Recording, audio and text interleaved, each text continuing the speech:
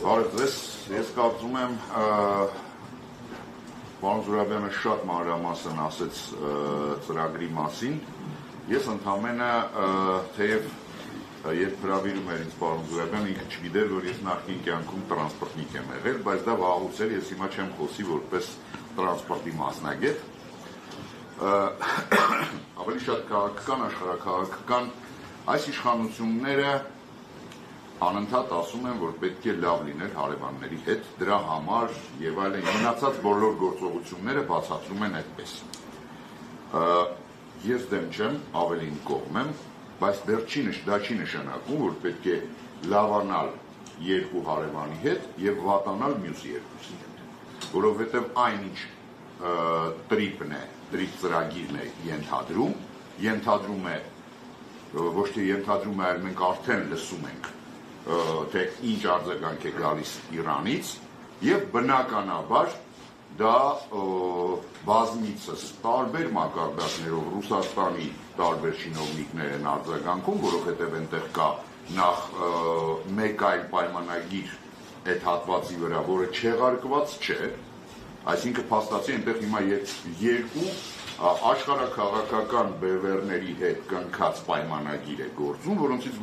ոչ մեկը իրար հակասող, որը ոչ մեկը չեղարկված չէ։ Բայց հիմա անգամ եթե մենք նայում ենք այսպես ընդհանուր առմամբ խոսում ենք անընդհատ երկար տարիներ ներդրումների մասին, խոսում ենք տնտեսական զարգացման մասին, դրա մասին պարոն Անանյանը ասեց, բայց ես մի բան գիտեմ, որ առանց լոգիստիկ ենթակառուցվածքների, առանց տրանսպորտային տարբեր երկաթուղու ճանապարհների անհնար է որևէ ներդրում, որևէ զարգացում։ Այսօրվա աշխարհում դա հնարավոր չէ։ Եթե մի պետություն,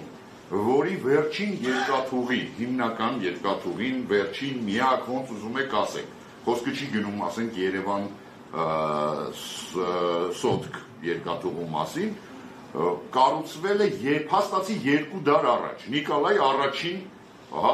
թագավորն է կառուցել այդ հայտնի երկաթուղին, որը մենք հիմա օգտագործում ենք, արդեն մնացել է միայն այս հատվածը Վրաստան տանող, պարզ է, որ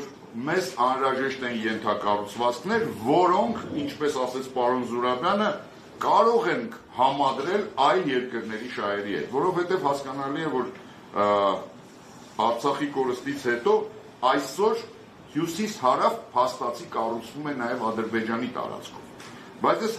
վստահ եմ եւ համոզված եմ, որ ցանկացած պետություն, հատկապես այնպիսի հզորագույն պետություններ, ինչպիսին նշվեց BRICS-ի պետություններն են Չինաստանը, Հնդկաստանը, Ռուսաստանը, կուզենան ունենան նաև այլընտրանքային ճանապարհ եւ դա փաստ է, խոսվեց նոր նավահանգստի մասին Վրաստանում, պարոն Զուրաբյան, որի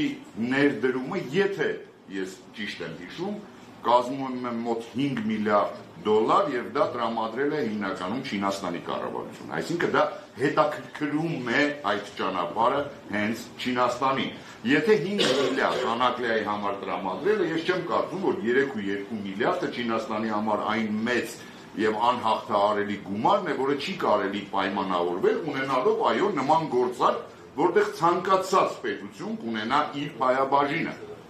որովհետեւ դա բոլորին է ձեռ տա։ Այստեղ շատ կարևոր է ըստ իս համադրել շահերը, ոչ թե բերել դարձնել Հայաստանը շահերի բախման կետ, ինչը այսօր անում է այս իշխանությունը։ Փաստացի այն տրիպ ծրագրով, որը ինչքան է ով ինչ ուզում է ասել, հասկանալի է, որ ամենօրյա ռեժիմով բոլոր երկրներում Ադրբեջանից սկսած վերջացրած Եվրոպայով ու Դուշանբեով ամենօրյա ռեժիմով Ալիևը հայտարարում է որպես Զանգեզուրի միջանցք։ Թող